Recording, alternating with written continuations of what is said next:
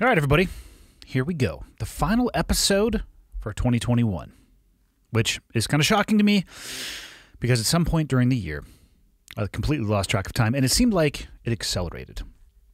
There's a lot of changes coming for 2022. I'll be able to talk about those pretty much starting next week, probably next Friday. I'll dive into them a little bit. But until then, we still have one episode left of Q&A. Speaking of a new year coming around and, potentially starting the year in a positive direction, today's episode is brought to you by Groundwork Counseling. Now, I know that I have talked about my own journey through counseling or my own thoughts on mental health, which is exactly what they are. They are completely uneducated, personal thoughts. I obviously am not a licensed therapist in any way, shape, or form. But it's probably the number one thing that people reach out to me about is their decision to start and the impact that it has had. Now, the podcast itself allows me to see where downloads come from a state perspective. I can't see it from the city. Now, Groundwork Counseling specifically is for New York State, which actually happens to have the highest, or I should say it's in the top 3. I was going to say the highest, but I'm not positive. So I'll generalize and say it's in the top 3 downloads for the United States. And Groundwork Counseling is specifically for those who are either watching or listening to this in New York. They offer individual and couples therapy. They offer in-person and remote sessions. So there really aren't that many excuses that you could think of when it comes to reaching out and at least starting the process and determining whether or not they have a team member that would be able to help you maybe put together a different plan to achieve your goals. Or maybe you're working through something, or maybe you have a significant other that you guys need to sit down and do a little bit of maintenance on the ship, if you will. Groundworkmentalhealth.com. All normal spelling. Groundworkmentalhealth.com. For those of you living in New York, which for full clarity, for many years of my life, I thought was only New York City, which it's not. So that is it. Now, let's finish off the year. Full Auto Friday, 86. Here we go. Okay, I got the red smoke. Gun run, north and south, west of the smoke, Okay, copy, west of the smoke. I'm looking at danger close now. Come on with it, baby, give it to me, I need it. You're cleared hot. Copy, cleared hot. All right, ladies and gentlemen, this sucker's coming out on New Year's Eve. So I suspect most of you will probably want to be spending time with friends and family on New Year's Eve as opposed to listening to me run my suck. So I have 3 questions. Going to keep it as short as possible and let everybody enjoy their time with those loved ones, friends, and family. Hopefully. That's who I hope you're surrounded with. Question number 1. I just became a father a little over a week ago. Even before the baby was born, I had decided that I would always keep a positive attitude and remain calm at all times. Now that the baby is here and the challenges that go with them have started, I feel like I have been successful with my plan so far. I think my goals have rubbed off on my spouse as well because I feel she is more upbeat as well. This calmness thing is an ongoing practice, and I work hard for it to work out. My actual question, though, is about the future. I want to be the kind of dad who does not have to yell to his kids in order to assert discipline. I've seen this happen many times, and I feel constant yelling is exhausting for the father, for the kids, and for everyone who has to hear it. I remember you once said that as a SEAL trainer, you tried never to yell. Considering your background and also being a father yourself, what kind of tips and tools would you recommend to me in order to build myself that godfather-like presence that everybody listens to? Well, first and foremost, sir, congratulations on becoming a father. I'm going to assume this is your first child just based off the content of the email. And all I can really say to you is congratulations. It is, at least in my experience, a life-changing event, and you have some idea of how it's going to change your life, and then it's how it's actually going to change your life. And I think the delta between those two is generally quite large. I like your headspace with this email, that you've decided you want to keep a positive mental attitude and remain calm at all times. I'm sorry, but when I read this and I saw the timelines that associated with this, that you became a father a little over a week ago, and so far you've been successful with your plan, bro, I laughed inside a little bit. And I'm not laughing at you. Trust me, I'm laughing with you because I remember having been a father for 1 week and thinking about the struggles that come with that, and now with my kids at 18, 16, and 13, and the struggles that have come with that.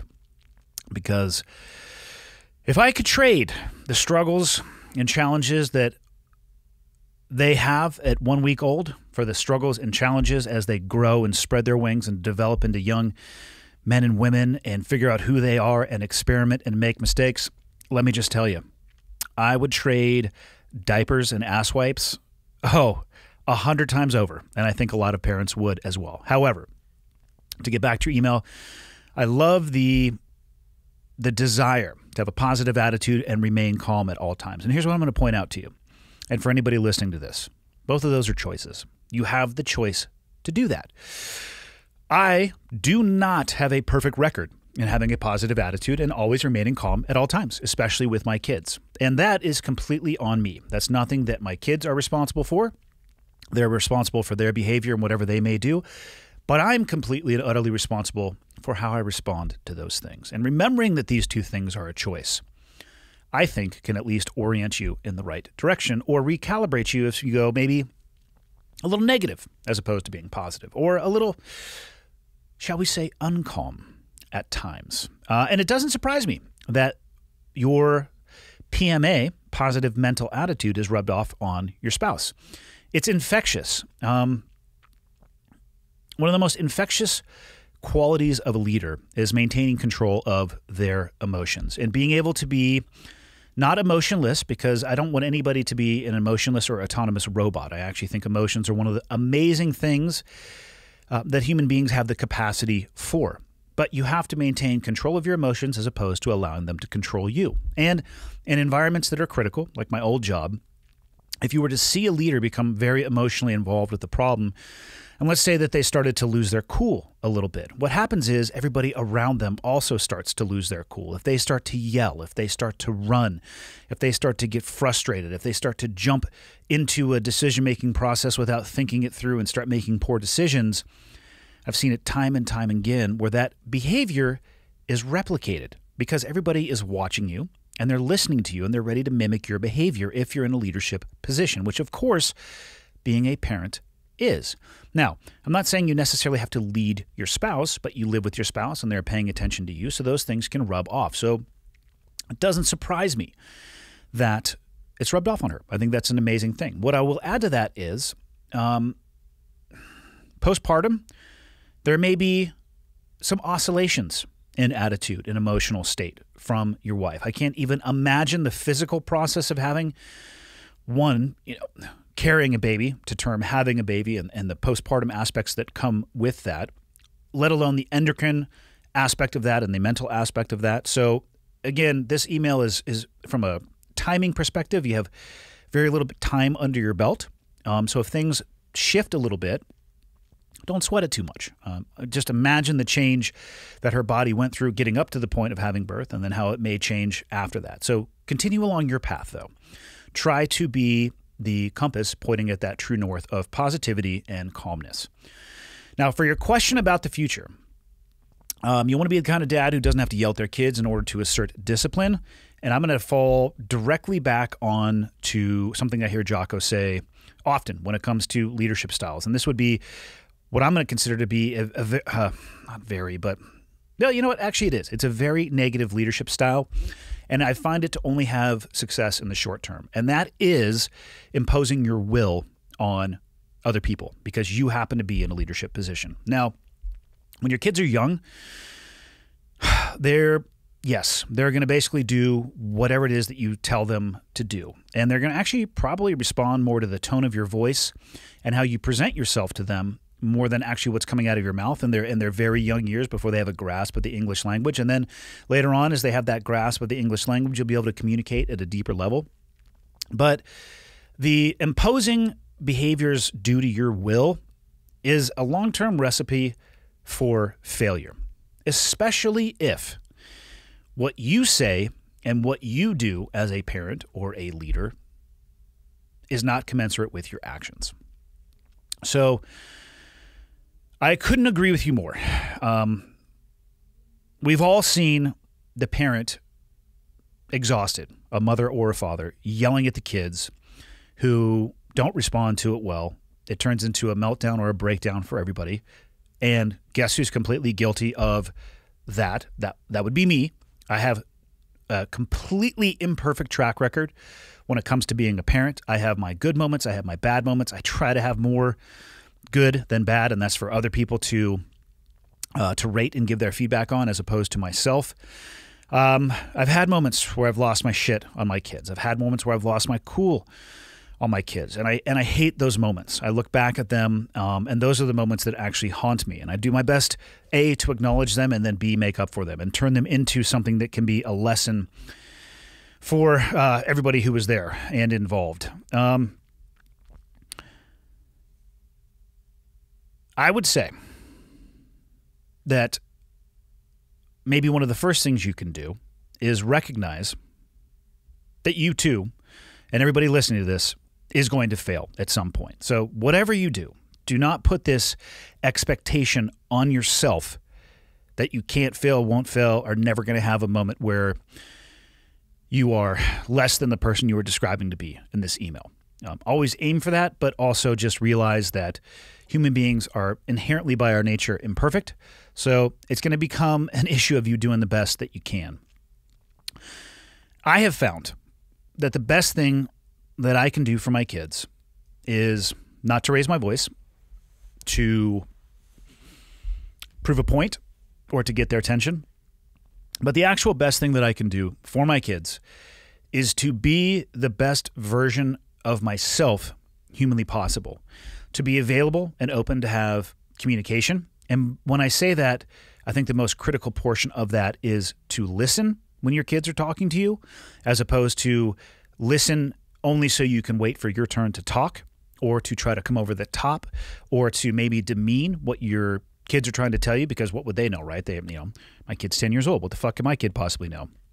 Well, you'd be shocked if you actually take the time to listen. And then to set the example in your own behavior. It's if you make this pact with yourself that you want to be this person that's always positive, always remaining calm when it comes to just interacting with your kids, and you do everything you can to set that example, but maybe you lose your shit on other people, right? Because you don't have that pact with yourself, or other aspects of your life grate up against this ideal that you are creating for your kids. It's going to be an issue, because they're going to see that your words and your actions are not commensurate. So instead of just thinking about this from a perspective of with your kids, what I would say is make this your perspective with everything in life.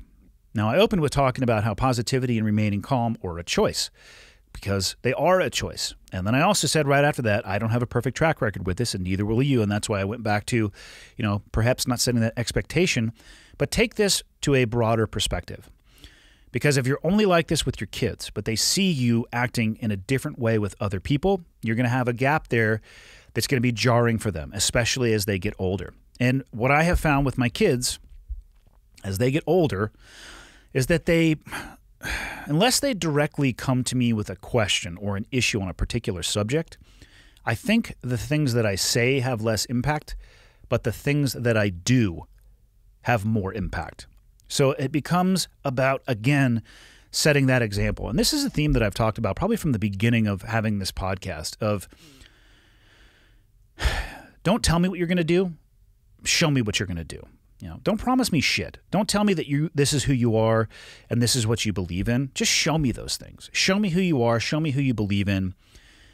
And spend the time, energy, and effort working on yourself first so you can set that example.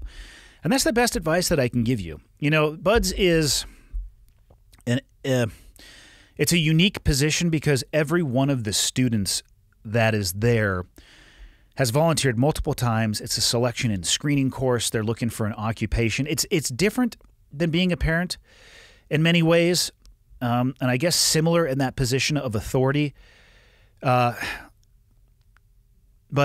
I think it's a bad comparison. The students that I was with when I was at Buds, they had to listen to me. They were basically hanging on my every words because it might have something to do with their success or failure in the program.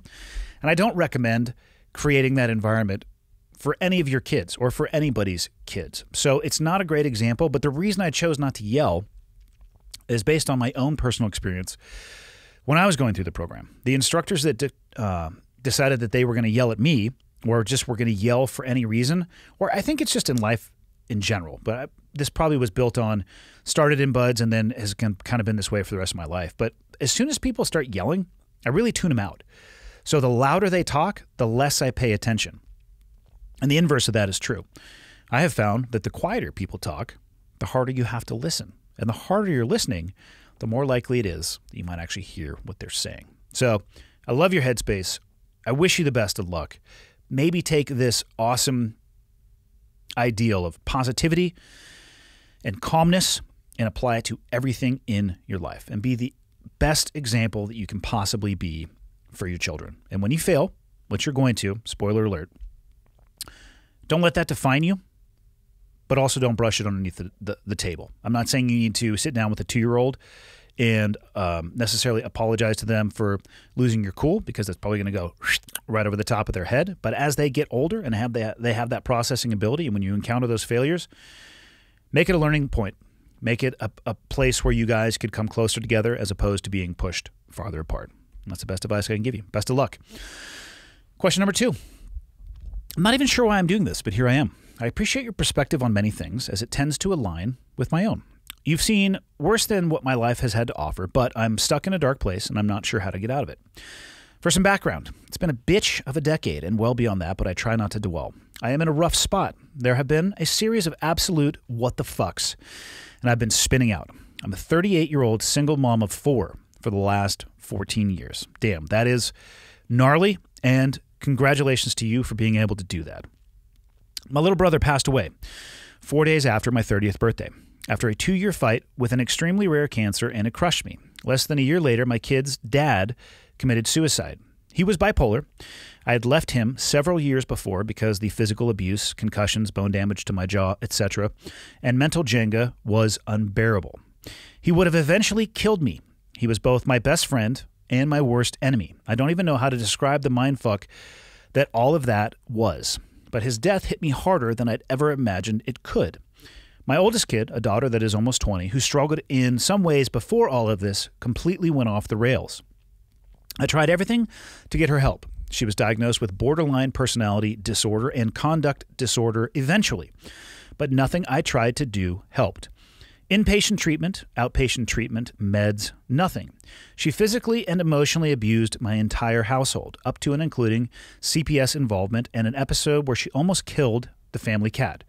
For the record, I'm not a cat person, but my kids love that little bastard.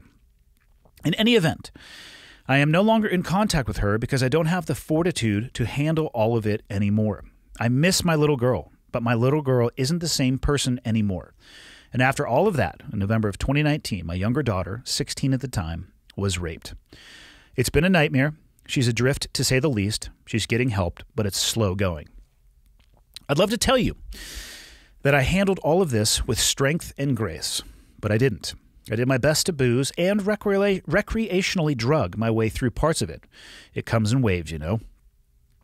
Anyway, I didn't mean for this to be this long. There are no drugs now, and I've cut back on drinking significantly, but I feel like I'm absolutely drowning. I've been through more therapy and meds than I care to recall, and it doesn't help. I'm the strong one in the eyes of my family and friends, and I feel like there's no one to talk to. If I'm being completely honest with myself, I think about suicide in an abstract way all of the time, just running down the list of reasons why I can't. But if anyone ever asked, and then in parentheses, they won't because I'm the strong one, I'd laugh and tell them they were crazy. I'm the fun friend, sister, coworker that no one ever worries about. So I know I need help, but I have no idea where to start. I've not had the best of luck with therapy. I have major trust issues and nobody really to unload all of this shit on, except your email, I guess. So sorry about that. I'm just lost. I don't even know why I'm doing this, but I think part of me just needed it to be out there somewhere. Wow. I'm incredibly sorry that you're in the situation that you're in and you had to deal with all of this.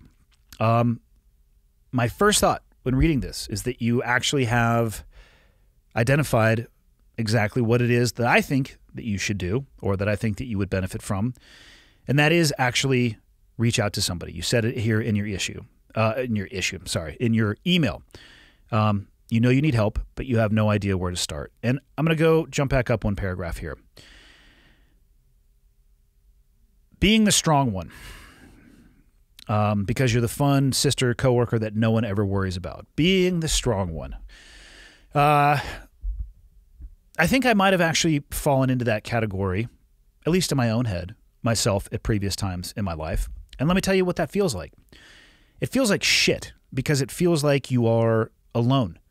And that weight gets really, really, really heavy. And the reason I say things like, I don't worry about the people who talk about suicide or reach out for help because they're doing so, and you can actually leap into action and help them. And the ones that I do worry about are the ones that never say anything because they are bearing that burden by themselves, and they are always the most shocking and jarring individuals when they make those choices, is because I felt that in myself. I know exactly what you're talking about when you feel like you would lie to your friends and say, hey, you know what? You guys are crazy. I'm totally good. I'm the fine one. And the meanwhile, you have the Joker mask painted on your face because you're smiling the smile you think that people need to see because you have to be the strong one. And that's not a way to live. It sucks. It gets heavy, like palpably heavy. The shit going on between your ears can actually, at least for me at least, weigh you down to the fucking mattress in the morning and make it feel like you can't get off the mattress or the couch, and all of your goals and aspirations, they become unattainable. And the people I know that have chosen to take their life, and the ones that have shocked me the most and have had the deepest impact, are those individuals that are just like I just described. They were fine. They were the ones who felt like they didn't have anybody to reach out to, or that they shouldn't reach out because they had to be a pillar for other people. And here's the reality of that. It's fucking bullshit. And everybody who is involved in their lives, when they find out that that person ended up taking their life or doing something stupid like that, all they wish is that they would have picked up the phone or called or just reached out to somebody, to anybody, so it wouldn't have gotten that bad. So you know that you need help, but you have no idea where to start. I'm going to say I think this email is a good start. I'm glad that you wrote me this. People might be a little bit shocked about some of the emails that I get. They're not exactly like this, but they can be similar. I don't know what to do. I don't know who to talk to. I haven't had the best of luck with therapy. Guess who else hasn't had the best of luck with therapy? I haven't either. It's about the person and having a connection. And again, everything that when I talk about therapy, I can only talk about my own personal experience. I can't talk about it from a doctrinal level because I'm not trained in therapy or educated or have an experience with it other than sitting there and actually talking to somebody. It's not about what that other person can do for you necessarily, but you have to have that connection. And then it's about you doing the work that you need to do, which can suck and take a really long time and be really uncomfortable to confront, while that other person is there to help you along that path. But it really does start with that connection. So for you or anybody out there who has not had the best luck, my suggestion would be don't give up on the process. Maybe give up on the person that you're talking to and find somebody else that you can have that connection with. Because when you do click with somebody, which I think it's probably largely based on trust and the ability to open up and be honest, because if you're not going to be honest, you're wasting your time and fucking money on therapy. If you're going to, if you look at the bullshit between everybody's ears from a pie, right? If you're going to cut out 3/4 of that pie and be like, yeah, I'm not going to talk with anybody about this because this is my special slice. Nobody can know about this, and I'll work on the other 3/4. You're wasting your time, right? Because it's probably that hidden quarter that's going to fuck your life up the most. So that's going to require a lot of trust, though. And if you don't have trust in somebody and you can't open up and the setting isn't right or the set isn't right, then, what I would suggest is just keep looking. You have dealt with an incredible amount of stuff. Suicide yourself, the suicide of the father of your kids. Best friend and worst enemy, that resonates with me. I think I have an understanding of what you're talking about. And it sucks that you have to bear that alone, which puts me right back into, I would suggest, talking with somebody. Your 20-year-old daughter, I would never tell somebody to cut out a family member. I would never actually tell anybody to cut out anybody for any reason. I might offer a suggestion or some paths But then I'll fall back on, don't light yourself on fire to keep other people warm. So this is a choice that you would have to make. But I think at the very least, what you have to do is set very hard boundaries, which it sounds like you are doing, and express those boundaries if you choose to with that other party so they understand what the expectations are. And if they can't be met, then I think the action that you're taking is correct. Now, hopefully you guys can find a way to put a drawbridge down and meet in the middle, but maybe not. In my own family, I'll talk broadly in my own family, and I bet you this happens in almost every family to some degree. If you dig deep enough into a family tree, you're going to find a fuckwit for sure. But I have seen in my own family, family members who had to be pushed into a corner and never spoken to or dealt with again. Not because they weren't family, it's because of the impact that family member had on the rest of the family. I was disowned by a member of my own family, and it's for the better. I look back at it and the damage and destruction and detritus that came from that, it's better. I'm glad that person made the decision to disown me when I was like 10, something along those lines. Because at the end of the day, fuck you. My life was better not having that person in my life. And yes, I realized we were connected by blood, but what is that worth if they make your existence miserable? So I can't make this decision for you. Like I said, I would never recommend a course of action. There are courses of action out there, and make the most educated decision you can for your safety, health, and wellness. You have 3 other kids that obviously need your love and attention. So I guess at the end of this, all I can really say is everything that you have described, I think it's possible that you could make your way through and navigate your way through by yourself and alone. But why would you want to? And I don't think that you have to. I think that you could put down a lot of this weight and make it towards the other end of this journey or through this bitch of a decade or well beyond that, to use your words, and put that behind you, put that weight down and actually move on with whatever time you have left in your life, and be in a much better place, not only for yourself, but with your kids. And that's the advice that I would give you is don't try to do it alone. There's a reason why there's sayings like, hey, it takes a village. Now, I know that doesn't necessarily apply to directly this, but for anybody out there who feels like they are the strong one and they have to be the strong one, and regardless of who asks them and what's going on in your life, you have to put on that face and that facade, I will tell you from my own personal experience, use that with caution. A stucco stone exterior is not going to hide forever a diminishing and deteriorating foundation. If everything on the inside of that is rotting away, and I'm not saying that it's rotting away because of something that you are doing yourself, but something you're having to work your way through, at some point, it will come completely and utterly crumbling down. And that's the last thing I would want to have happen when you're a single mom of kids for the last 14 years. One other thing I'm going to say before I move on. There's no drugs now, and I've cut back on the drinking significantly. And you capitalize that word in your email. What I would suggest is changing that word from significantly to completely. There is nothing that you're going to find in the bottom of a bottle that's going to help you with any of this. But what you might find is a lever to make it a little bit worse. It's a depressant. It generally retards people's moods and lowers them. You're not going to feel great afterwards. There's no space to be found in that bottle. So food for thought. I think it might be easier for you to deal with a lot of this, or it might have an easier time dealing with some of this if you chose to do it completely dry. So question number 3, and I'll get you guys out of here. Longtime listener and fan, question 3 from Fallout Friday number 85 made me think of a question that I've been pondering for a while.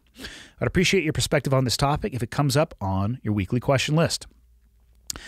I've had careers in the military and law enforcement, both still in progress, and I've been around a lot of death and destruction in both fields.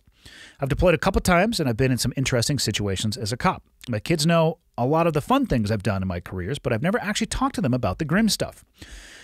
I've had to take a life directly in my work, and I've been involved in plenty of combat operations that resulted in large numbers of EKIA, which stands for Enemy Killed in Action. to various degrees of separation from my direct effort. I'm very comfortable with my actions in all of these circumstances, and I don't feel like it's a big deal to me if anyone asks about them, but I'm not sure how to eventually address these things with my own kids. It is one of the only topics I feel weird to think about discussing with my own kids. My oldest is 11, and I'm inclined to wait until they are grown up entirely to ever explain my own experiences with taking lives. Do you have any experience with discussing these things with your kids? I'm sure they'll ask sooner or later. I don't know how they will react to that, or if it will change their thoughts of me if they learn that I've killed someone in the line of duty. Thanks for your podcast and sharing experiences with us every week.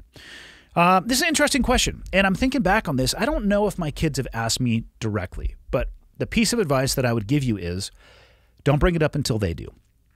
In the fields that you work in, law enforcement and the military, I can only speak on the military side of the house. I would have to defer to LEOs, and actually the LEOs that I know are looking for every possible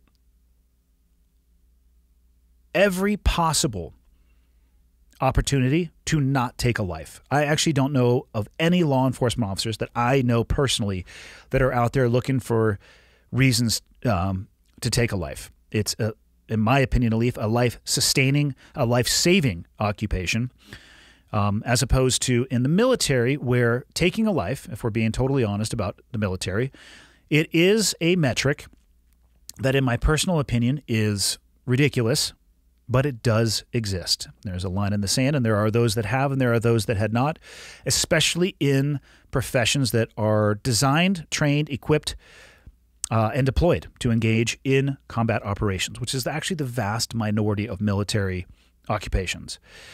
It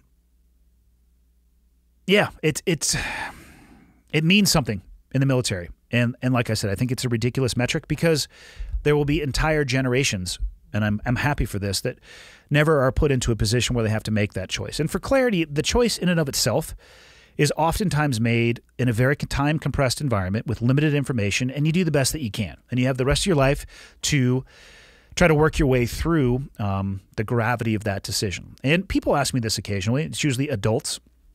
It's usually after a few beers, and they'll say, well, hey, what does it feel like to kill somebody? And here's the answer. You guys ready for this? It doesn't feel like anything. Because, like I said, most of the time, it is made in a time-compressed environment with limited information, and you're doing the best you can. And very, very often, you have to directly move on to something else. So when you have less than a quarter of a second to make a decision, and you engage and you move on to the next room or structure or whatever it may be, trust me, like I said, you have the rest of your life to think about those things, but it doesn't feel like anything. I don't know if the misconception comes from movies or books or whatever it may be, and maybe it's just myself, because again, for clarity, I can only speak for myself, but it's not this metric that should actually matter. And my whole point in talking about all that is this. Hopefully your kids never ask, because it doesn't fucking matter. It doesn't have anything to do with you being their dad. And my theory has been, when it comes to my previous job with my kids, is that I will answer the questions that they ask me, of course, in an age-appropriate vernacular. And I leave it at that. I wonder, actually, how much my kids know about my previous career. And I'm completely happy and satisfied that they don't ask me about it, other than occasionally when we're watching movies and they'll be like, hey, Dad, is that a real rocket? Or it's like, for whatever reason, my middle son is obsessed with like RPGs, which I completely and utterly support. They're awesome. But it's questions like that. And if we get to, what I want from my kids is for them to worry about their life, not necessarily worry about the life that I came from, or the experiences I had in my previous job. If they're curious about them and I think there's a lesson that can be learned and they ask, of course I will answer it. But I think the best thing you can do is just focus on being their dad. If they ask you about it when they're in their teens, what I can tell you from my own personal experience is that they're not going to change their opinion of who you are as their dad. I think they have an understanding of your occupation. Even at 11 years old, trust me, they've been exposed probably at this point to far too much about what your job is and could potentially be. And they've got 11 years of seeing you as their dad. I have no doubt that you're doing an amazing job as their dad. So let that speak for who you are as a person and not what may have happened in the execution of your duties. If they never bring it up, then you know what? I would say put it behind you and move on with your life and allow it to be what it is. a useless metric that has no bearing on who you are as a father, as a man, and who you can be for your kids. And that's it. I'll see you all in 2022.